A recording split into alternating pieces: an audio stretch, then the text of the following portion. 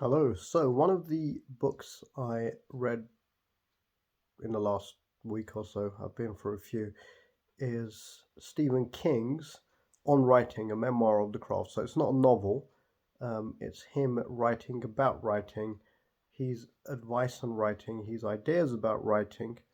Um, it's actually brilliant. It starts off with a little look, sort of an autobiographical look at his childhood, which is extremely well told. It's actually narrated. It was another audiobook. It's narrated by Stephen King, so you're hearing it from the horse's mouth, so to speak, which is really good. He's a good narrator, um, and just the formative experiences that may have shaped him as a writer and his life experience. That's fascinating. It starts off with his childhood. It One of the final chapters is about when he was hit by a van whilst he was on one of his walks and nearly killed him. It pretty much did as much damage as it could have done without killing him. At one point, there was thought that his leg would have to be amputated, but it wasn't, and he made a full recovery. And that accident happened whilst he was writing a memoir of the craft. Now, it's extremely well told because it's written by Stephen King. Am I the world's biggest Stephen King fan? No. The books of his I've read, and I read them generally when I was in secondary school. I thought they were incredible. It scared the shit out of me. And obviously, he's had an enormous impact on culture. You know, films, music, Netflix shows. One of the most popular Netflix shows was Stranger Things, clearly inspired by some of Stephen King's work, and there's references in lots of horror shows now to Stephen King. Arnold Schwarzenegger, one of his films, Total Recall, based on a Stephen King book released under the name of David Blackman, I think it was, or Richard Blackman, I can't remember. But the guy's written tons, and whether you like him or not, he is one of the world's most successful authors. I mean, the guy's makes tens of millions a year, whether he writes anything or not. Um, Carrie, the whole kind of 70s horror movie boom, I guess, was behind that, and lots of metal players. So the guy's had a massive impact, and what he has to say about writing is very, very interesting. So one of the things he says in it that I thought was a really good line was, "The purpose of art is to support life, not the other way around." When he'd made a bit of money, because he grew up poor, his mum, he was raised by a single mum. Um, he and his brother David were raised by a single mum. He started writing and trying to sell stuff when he was just a kid, trying to sell stories. He started collecting rejection slips when he was 14. So, for any first time writer who's managed to get a book accepted for publication, um, Stephen King, one of the world's most successful writers, I think one of the world's best writers, well, he was trying for ages before he got anywhere. So well done. If you've done that, it should be encouraging for you. And yeah, he printed this story which was based on a horror movie based on Edgar Allan Poe. He went to watch the horror movie with a friend of his, um, and then he came back and decided to write a story based on a horror movie. He said he probably broke every copyright rule in the world, but he didn't know that. He's just a kid. He printed it on his brother's printing press, drum press machine. His brother David had something called Dave's Rag. It was like a little newspaper that he used to circulate. And then Stephen King took the book to school, all the copies he'd printed, and he sold them all. And it was beyond his wildest expectations. And he made more money than he thought he'd ever make. So he said that was his first bestseller. But one of the teachers at the school found out about the book. She read it. She didn't like it. She asked him why he was writing crap, and she asked him to give the money back to all the students. So he did. But there you go. He grew up poor, and there's another book I read. Well, it was another audio uh, called Stephen King in His Own Words, which is very short. It's just a collection of interviews with Stephen King. And one of the British interviewers asked him, why did you feel the need to sell the book? And he said, because I was poor. So when his first book, Carrie, which he'd thrown in the bin, but his wife had fished out the bin and said, I think you got something here. Do some more on this. When that was sold for 400,000, of which he got 200,000, it completely changed his life. And Hell was a guy who used to try and sell stories to magazines so he could do things like pay for medicine for his little girl, or his, they were poor, really, really poor, and now he's really, really rich. But Tabitha, his wife. Now this is an interesting one. He says that each writer should have an ideal reader, the first person they show their book to, the person they are writing for. The writing process, he says, has two stages. First, you write with the door closed, then you write with the door open. And this is something he got from the editor of a sports magazine he was sent to write for by his principal. He didn't want to do it, um, but he needed a job, and his teacher said he should stop wasting his talent. And so he went along, and he said that was extremely valuable. What he learned from the editor, I can't remember the editor's name now, was you get rid of all the unnecessary words, and you write the story first for yourself. So you have to be pleased with it. You're writing it for pleasure, and then you write it for the audience with the door open.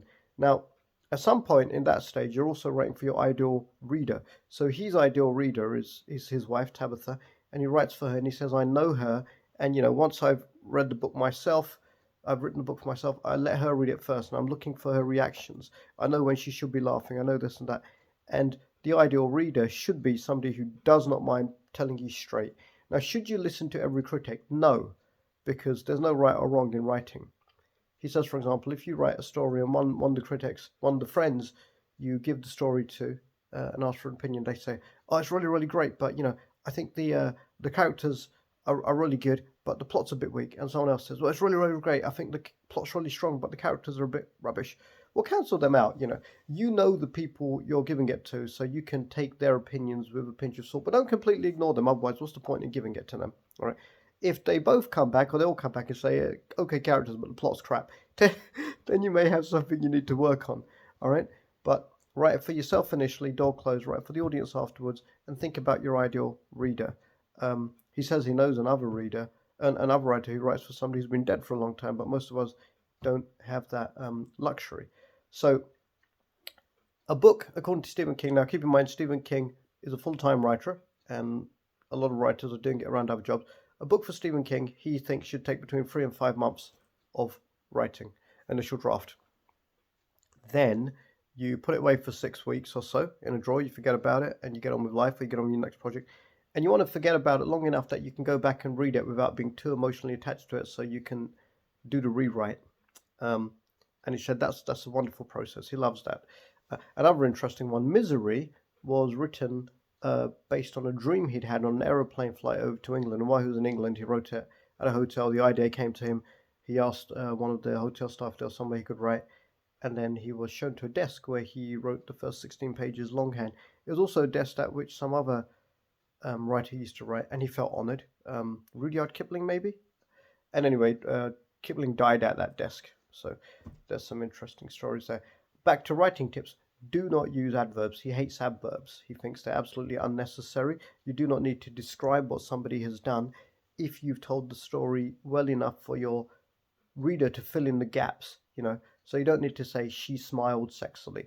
The reader should know from the character development and from the plot and everything that she did what she did in a sexy manner. Okay, that's just some of his advice.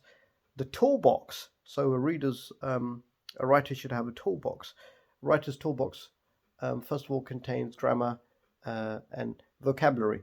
Now, your vocabulary, it's not about having the best vocabulary in the world, the biggest vocabulary in the world, but you just need to use the right words.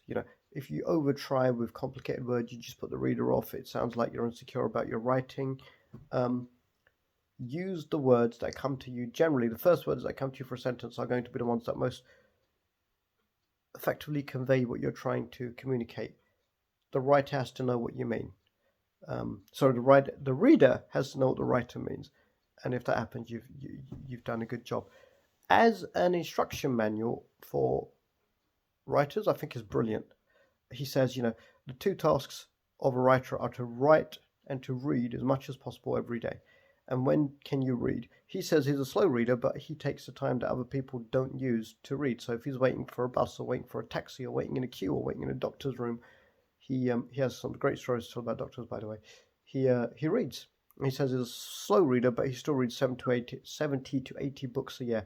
That's more than one a week. It's about 1.5 a week plus. So he's a fast reader. Or he just spends a lot of time reading. He says he's a slow reader. I really recommend the book, just for entertainment purposes. If you're a Stepen King fan, you should read it. If you're a writer, you should read it. Talking about the thing where he said art supports life, not the other way around. When he had some money, he bought this huge oak desk, And he said all that desk was, and he placed it in the middle of his study, his office. And he said all that desk was really was just where I kept all my drug paraphernalia and took part in self-destruction. So he said after his wife arranged an intervention, which he says probably saved him from death by drugs and alcohol abuse, he got rid of that monstrosity and he set up a little corner desk under a window where he could see some trees, now elms maybe, because he could see similar trees from his bedroom window when he used to write as a youngster. That's where he does his writing, and the rest of the room, it's quite a large room I imagine, he's set up with comfortable sofas, a TV, so his kids come and hang out while he's writing. Now keep in mind this book was written in the late 90s, it's 20 years later, so maybe that doesn't happen anymore. He had never had an idea what to write about as a memoir of the craft, but then Amy Tan, another writer, said, how about the language? And he'd always wanted to write about the language. He also talks about where ideas come from. He says, ideas generally, for books, generally come from the putting together of two previously uncombined ideas. And he talks about where he got the inspiration for Carrie. He was working, cleaning out, he worked in a laundry or something, and one day he was cleaning something, and he got sent to clean out where the showers were, and he saw a sanitary towel disposer, and he asked, what is this? And the guy he was working with said, it's for, basically, it's for when girls have their period. And so that's where he had the idea for one of the main scenes in Carrie, where she's having a period, she doesn't know what's going on, there's blood, and all the other girls start throwing Tampax or tampons at her. That's part of the torment. Blood plays heavily in that story, he says. So it's a really, really good book. I was going to do a separate review on Stepen King in his own words, but that's just, it kind of goes hand in hand with on writing, and it's talks about a lot of the things in interviews, radio interviews, that he also talks about on writing a memoir of the craft. The best book I've read on writing so far. I've got a couple more on the shelf, so I'm going to read them again. I think I might have already reviewed them. I'll read them again, and if I find something new or something really interesting, I'll review them again. Stepen King fans, writers, definitely should read that book on writing. I give it 9 out of 10. And if you listen to it on Audible, you can do other things like wash dishes or iron clothes while you're listening to it. It's just a better use of time than just washing dishes or ironing clothes. And I guess it's the same as Stepen King's advice to read whenever you can. You can listen whenever you can. So rather than just standing around doing a chore, which takes no brain power, listen to a book at the same time. Because as a writer, the more you read, you pick up stylistic ideas, you pick up grammar, you pick up vocabulary. It's kind of, if you're a writer, then reading is like going to the gym is for a boxer. Your actual performance is in the ring, and your actual performance as a writer is in the writing.